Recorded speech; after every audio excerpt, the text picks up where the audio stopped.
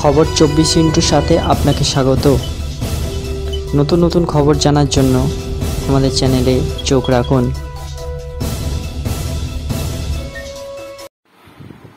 নমস্কার দর্শক বন্ধুরা, খবর 24 সাথে আপনাদের স্বাগত। সাধারণত 8 থেকে 13 বছর বয়সের মধ্যে বয়ঃসন্ধিতে পৌঁছয় মেয়েরা। বয়ঃসন্ধির পর নারী দেহে গৌণ যৌন লক্ষণগুলি স্পষ্ট হতে শুরু করে। এর কিছুদিন পর শুরু হয় ঋতুস্রাব। কোভিডের প্রভাবে বহু মেয়ের ক্ষেত্রেই এগিয়ে আসছে এই বয়ঃসন্ধির সময়ের আগে ঋতুমতী হচ্ছেন মেয়েরা। এমনই তথ্য উঠে এসেছে বিভিন্ন দেশের বিভিন্ন প্রকাশিত একাধিক গবেষণাপত্রে। সময়ের আগে যদি কোনো বালিকা বয়ঃসন্ধিতে পৌঁছে যায়, তবে বিষয়টিকে বিজ্ঞানের ভাষায় প্রিক্রিয়াস পিউবার্টি বলা হয়। কোভিডের পর অনেকটাই বেড়ে গিয়েছে এই ঘটনা বলেছেন বহু গবেষক।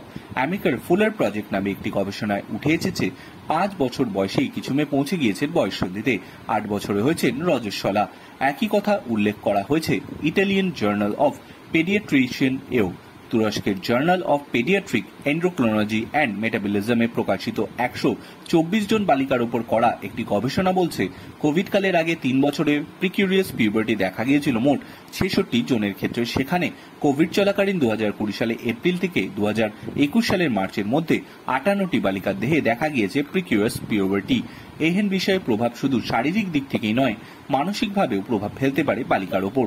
বয়ঃসন্ধিকালে হরমোনের ভারসাম্যের বদল আসে, ফলে মানসিক টানাপোড়েন শুরু হতে পারে।